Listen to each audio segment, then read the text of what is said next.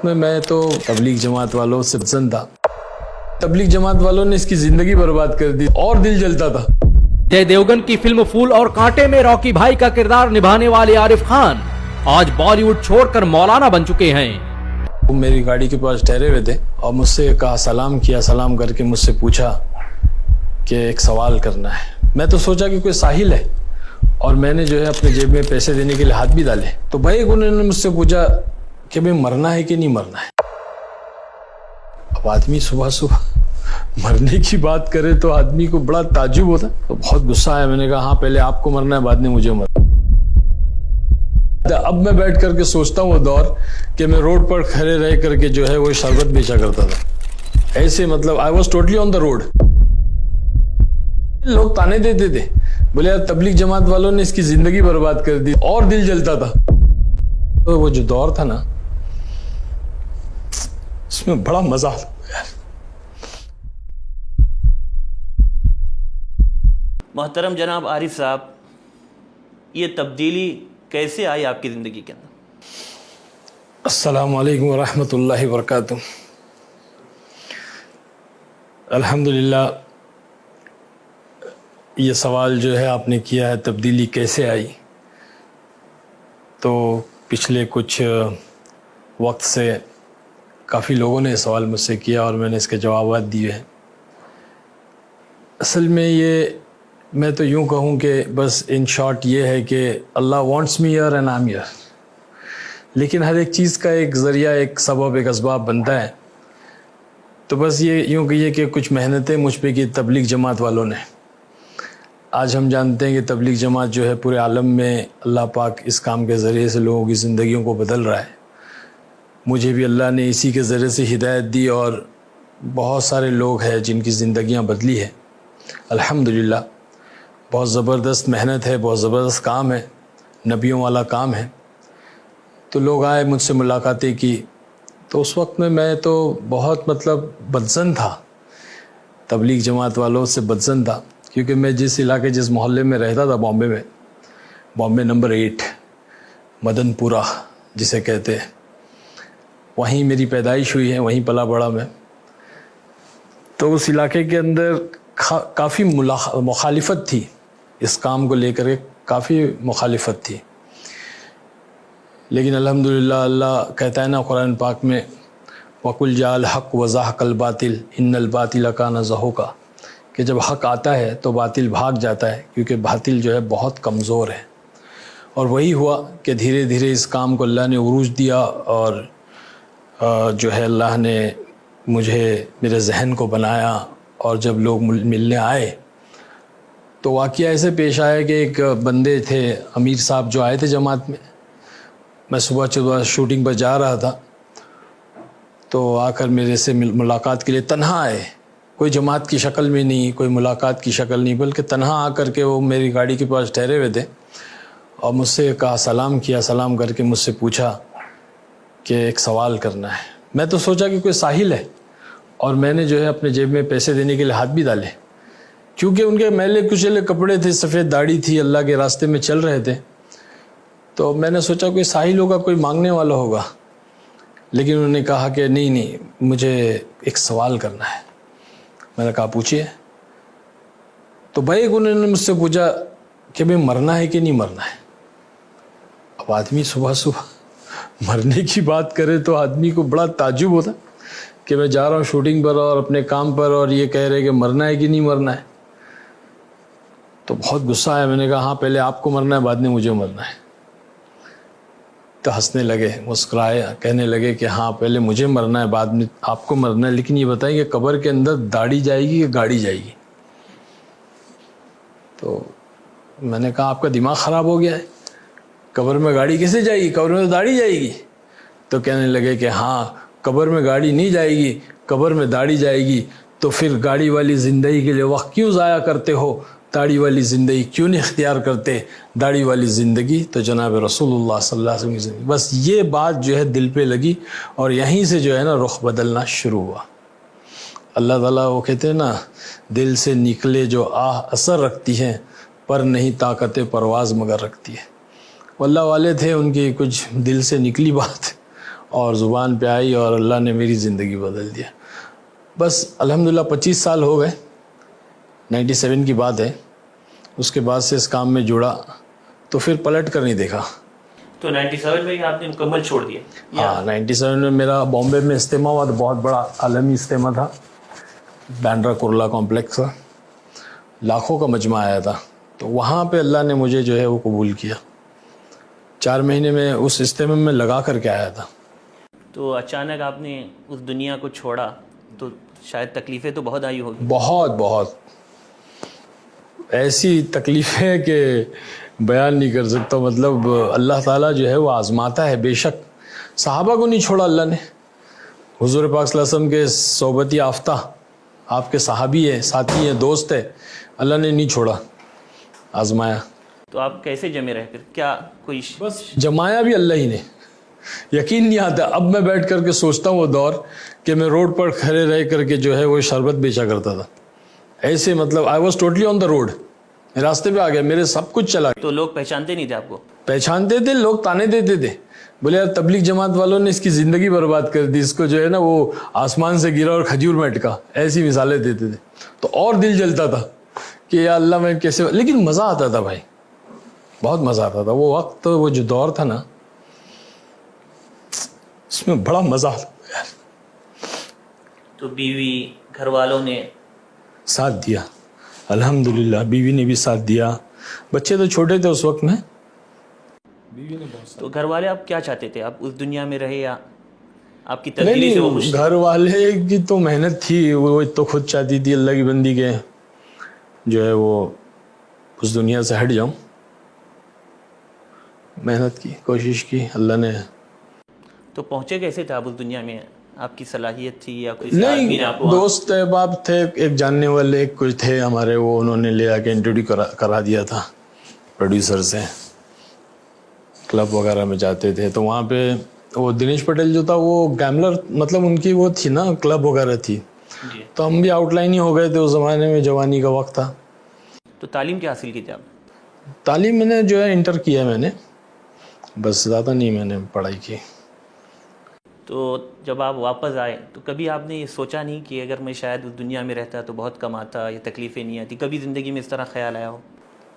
اس line میں, دعوت و تبلیغ کی لائن میں آنے کے بعد میں مستقل جو ہے نا محنت میں لگے رہے. وقت لگتا رہا, 4 مہینے چلتے رہے, حالات میں چلتے رہے, بحرون وقت لگا. تو کبھی مطلب ایسے ذہن میں کبھی ایمان کی کیفیت, یہ محنت جو ہے ایمان کے بنانے کی محنت ہے. جب آدمی اس محنت میں لگا ہوا رہتا ہے تو ایمان کی کیفیت بڑھتی رہتی ہے, اور بڑھتا ہوا ایمان جو ہے نا کبھی چیزوں کی طرف, دنیا کی طرف مائل نہیں کرتا ہے. گھٹتا ہوا ایمان دنیا کی طرف مائل کرتا ہے.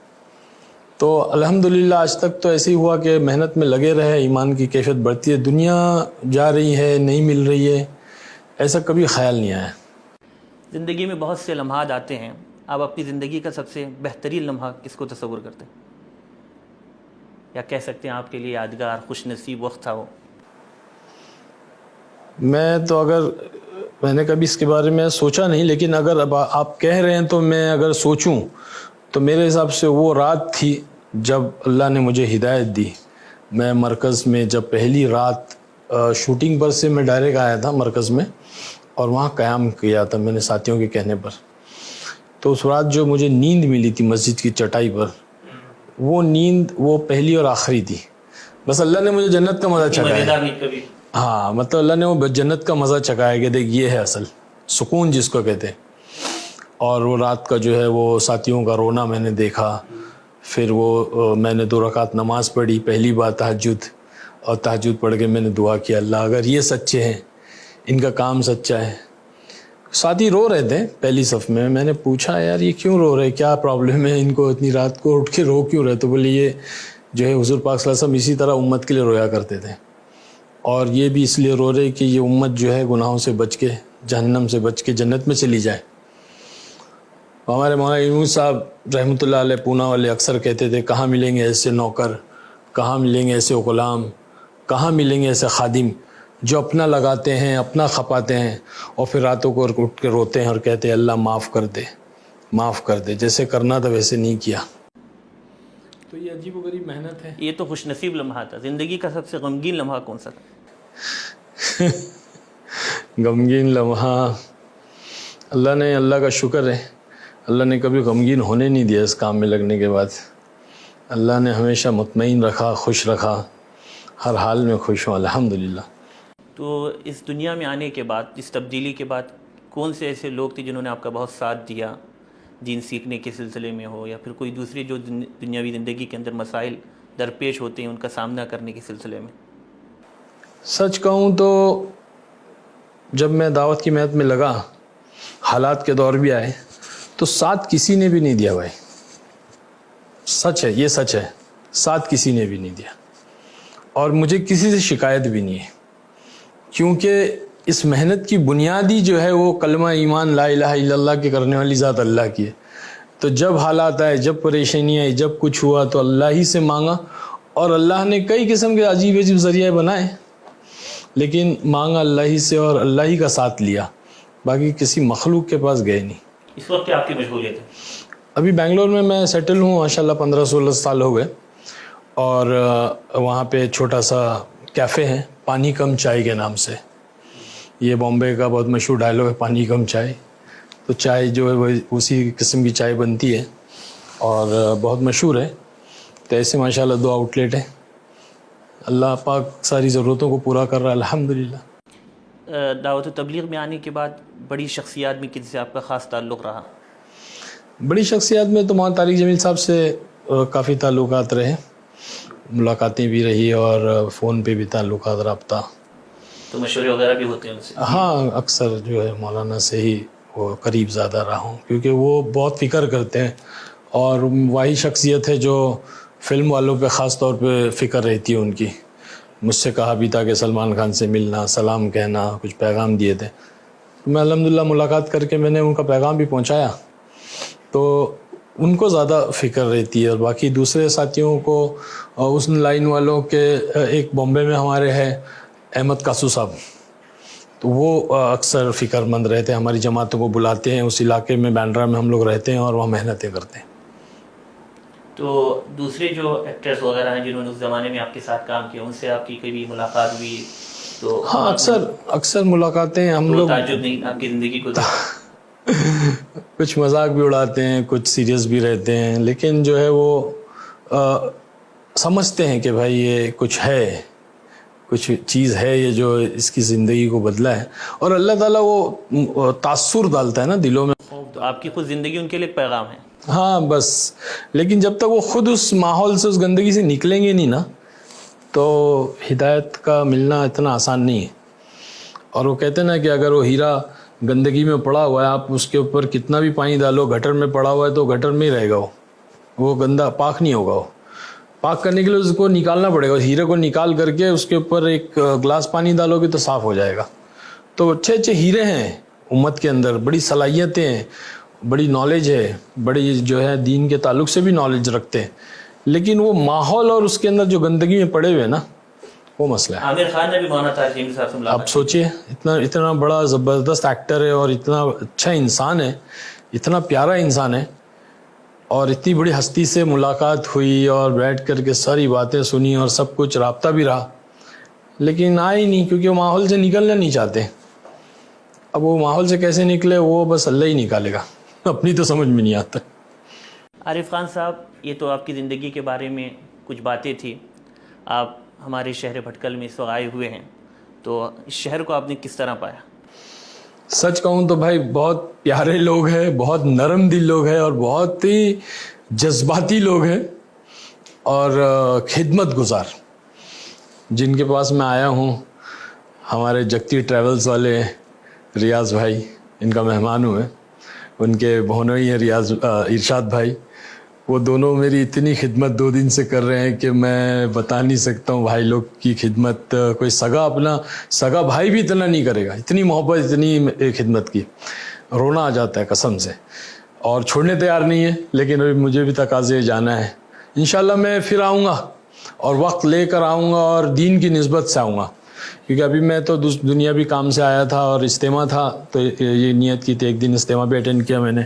پورے ہمارے بنگلور کے ذمہ دار حضرات، فاروق بھائی سب آئے تھے. تو ماشاءاللہ بھٹکل والے تو ویسے بھی ہم نے بھٹکل کے بارے میں بہت سنا تھا، اور ایک تمنا تھی بھٹکل آنے کی. یہاں کی دینداری اور یہاں کی محبت اور یہاں کے لوگوں کی نرمی کے بارے میں بہت سنا تھا, دیکھ لیا. ماشاءاللہ اللہ بے انتہا قبول فرمائے. تو آپ فکر و خبر کس وقت اسٹوڈیو میں موجود ہے, آپ نے یہاں کی ایکٹیویٹیز بھی دیکھی, اس حوالے سے کیا آپ کی؟ بھائی ماشاءاللہ دل باغ باغ ہو گیا اور بڑی دعائیں نہیں کر رہے. اللہ آپ لوگوں کو خوب ترقی عطا فرمائے, خوب کامیابی عطا فرمائے, آپ کے مقصد تک آپ کو پہنچائے اور عافیت عطا فرمائے, نظر بد سے بچائے. ماشاءاللہ بہت بہترین کام, اور یہ امت میں بہت ضروری ہے. میں تو سمجھتا ہوں کہ اس کو تو اور زیادہ شائع کرنا چاہیے اور زیادہ اس کو پوری دنیا میں اور ورلڈ کے حساب سے لے کے چلنا چاہیے. ہمارے نیوز چینل نہیں رہنے کی وجہ سے آج ہم لوگ جو ہے نا سارے لوگوں کے نشانے بن رہے ہیں. تو دشمن ہمارے پہ جو ہے نا وہ باقاعدہ وار کر رہا ہے. یہ چینل, یہ آج کی ایک قلم ہے, یہ چینل بہت ضروری ہے. چلتے چلتے ہم چاہیں گے کہ آپ ہمارے ناظرین کو ایک مختصر سا پیغام. بھائی الحمدللہ پیغام تو یہی ہے اور ہمیشہ سے رہا ہے, 25 سال ہو گئے یہی پیغام دے رہا ہوں کہ بھائی اللہ کی راہ میں نکلے. اللہ کی راہ میں نکل کر کے اپنے آپ کو بھی نکالیں, بچوں کو نکالیں, اپنی اہلیہ کے ساتھ بھی نکلیں. یعنی کہ پوری فیملی جو ہے اللہ کی راہ میں وقت لگائے, چاہے جتنا ہو, 3 دن ہو, 40 دن ہو, 4 مہینے ہو. کیونکہ میں تو بھائی دعوت تبلیغ میں لگا ہوا ہوں اور بس یہی انتظار میں ہوں کہ کب یہ داڑھی قبر کے گڑھے میں جائے گی. تو میرے یہی پیغام ہوتا ہے, کیونکہ میری نظر, میری نگاہ, میری سمجھ میں تو یہی ہے کہ بھائی دعوت کی محنت ایک آسان محنت ہے, ہر کوئی کر سکتا ہے اور اس کے ذریعے سے کامل دین, اکمل دین اپنی زندگی میں آ سکتا ہے. اور دین ہوگا تو کامیابی ہے, دین نہیں ہوگا تو کچھ بھی نہیں ہے.